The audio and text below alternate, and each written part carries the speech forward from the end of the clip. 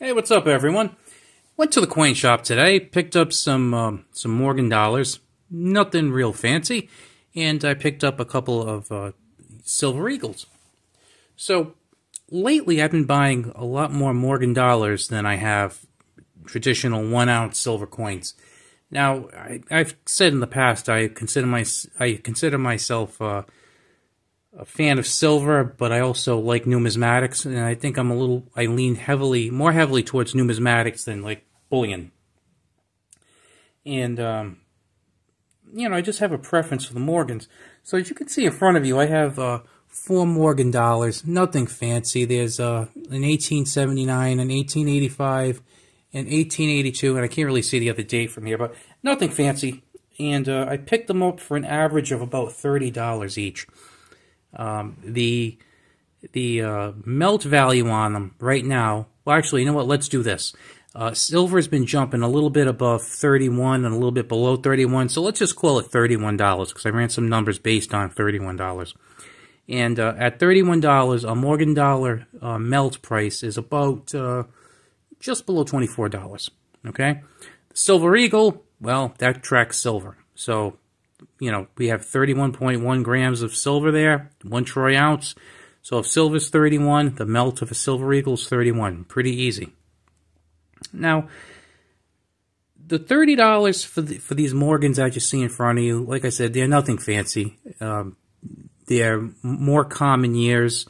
Condition-wise, they're not too great, although I like that they still have a fair amount of details, little to very little metal loss, so they're pretty good for my purposes. They're still attractive coins. They still have all or nearly all their metal content, and that makes me happy, especially for $30. So that got me thinking, because someone asked the owner, because the one you have in front of you right now is an 86, so I paid a couple of bucks more for an 86 because it's the first year and whatnot, but run-of-the-mill, more common Silver Eagles are being sold at this particular store for $35. So there's a $4 premium over melt. And I've noticed that some bullion dealers who advertise online, like YouTube-type bullion dealers, I believe Vermilion Enterprises and Minot Coin and Bullion, I believe they're around like $4.50 to like $5. So yeah, maybe around $35.50, I believe, or $36, around there for Silver Eagles as I make this video. So I did a little math. And here's my little math, because I like doing a little math sometimes. So, when silver's $31 an ounce, we have Morgans and we have Silver Eagles. A Morgan has 24 grams of silver in it. Silver Eagle, 31.1 grams. I can buy these Morgans that are in front of you for about $30 a piece on average. Sometimes, a dollar or so cheaper, a dollar more expensive, but about 30. The Silver Eagles, today, just a regular run-of-the-mill Silver Eagle, $35 in my local coin shop. When you divide that, you come out to $1.25 a gram for the Morgan and $1.13 per gram for the Silver Eagle. So if your only interest in life is just getting as much silver as possible, buying the Silver Eagle is a much better idea.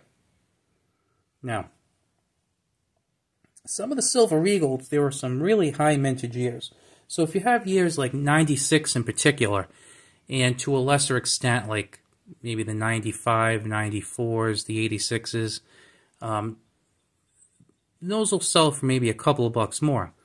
Now, if you're going to start getting into those Silver Eagles are probably a little more than the $1.25 that I'm getting for these not so spectacular Morgans at $1.25. Now, for 12 cents a gram, I think I'd rather go with the Morgans. I know you're paying slightly more per gram of silver, right? Basically comes out to like maybe, let's see, 12 cents difference. 12 cents times 31.1. You're looking at around $3.71 per troy ounce of silver. More if you buy a Morgan versus a Silver Eagle. But you know what? And this is just my opinion. I mean, if you are sitting there saying, I love Silver Eagles, the best thing to buy is Silver Eagles, and that's all I'm going to buy. You know what I say to that? That's fantastic. I'm glad you enjoy what you do. Keep doing it, because you're going to keep doing it more if you enjoy it. But anyway, I'm just thinking out loud, and I like thinking out loud with a camera in front of me. Strange. Anyway, so here's a few reasons why I like the Morgans. Morgans, pre-21, lower mintages, numismatic value to kind of, as a, kind of like a backstop in my opinion, and they're historic. I mean, there's really quite a story if you look at how the Morgan dollars started, some of the laws involved in it, some of the stories involving the woman who modeled for the Morgan dollar. There's some interesting stuff back there that I really appreciate. So, I mean, plus they've been collected for 100 plus years. There's also a very wide bunch of people who love, recognize, and collect Morgan dollars. Now, this conversation I'm having today, I am not talking about what I like to call the fake Morgan dollars of 2021 and newer. I'm also not talking about the 1921 Morgans, because those had Silver Eagle-like mintages. I believe those were made in Philadelphia, San Francisco, and Denver. I believe like Denver made like 45 million, and they were well over 20 million in Philadelphia and San Francisco. Please do not hold me to those numbers. I'm just kind of pulling them off the top of my head. I think they're pretty close, but like I said, I could be totally wrong on them. What I do know is that there were some high mintages.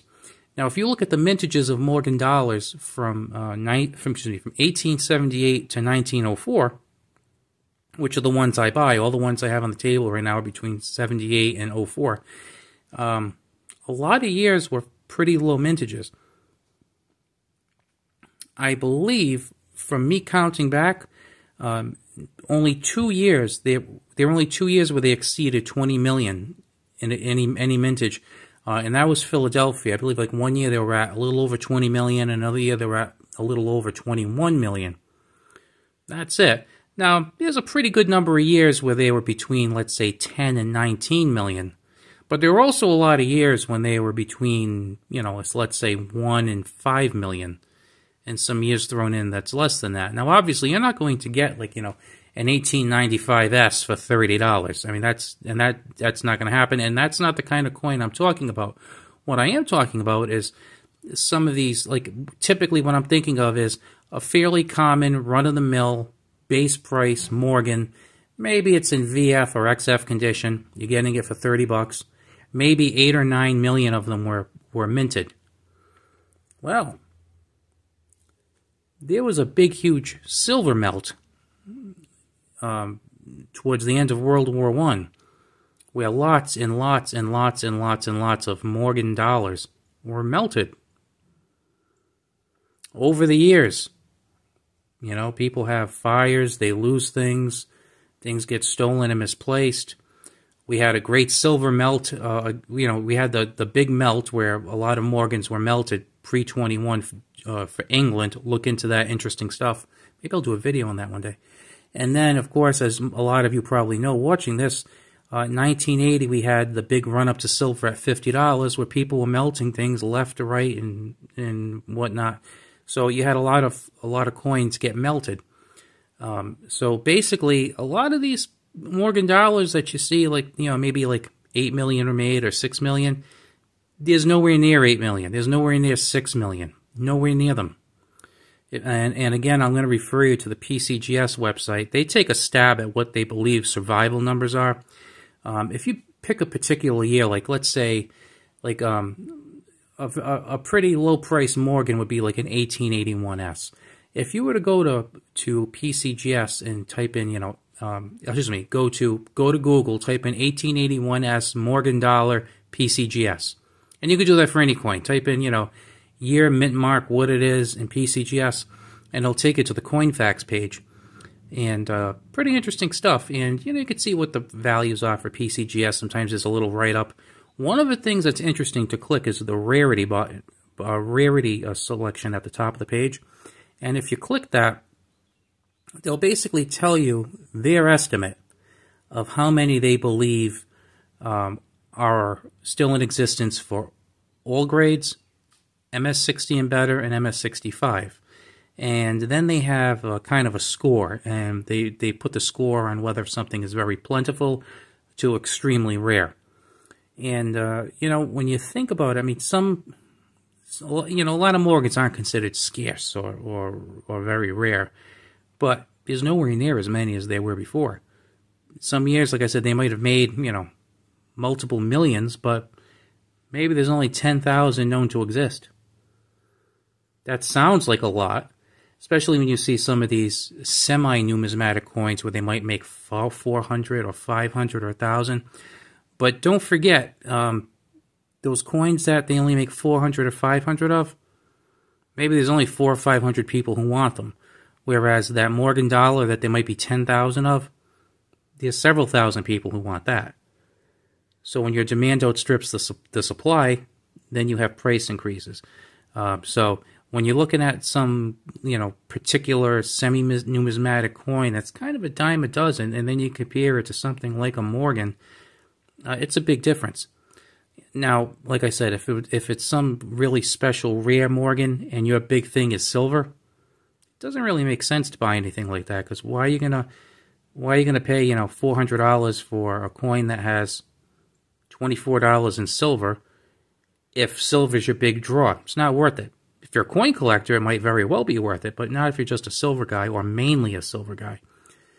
Now, if you're just a silver person and all you really care about is the metal, this whole conversation probably doesn't make much sense to you. Stick with the silver eagles or whatever other 1-ounce coins you like. But if you're someone who is kind of a little bit interested in the numismatic version, like maybe you're only like 80% bullion and 20% numismatics. Like I'm probably like 60-40 numismatic bullion, let's say. Maybe a little more numismatic. But if you're somebody who's 100% bullion, like I said, just keep doing what you're doing, what makes you happy. But if you kind of lean a little bit towards numismatics, maybe like 90% bullion, 10% numismatics, or 20% numismatics, and when I use percentages, I mean like in how much you actually care about certain aspects of the coin, I got to tell you, it's really worth looking into the Morgans because there's not that much of a difference per gram. At least I don't consider 12 cents per gram a big deal, So, you're getting that numismatic protection, I like to call it. You're getting that numismatic protection. You're getting the metal content, and you're getting a built-in base of people who just really, really like these coins and love these coins.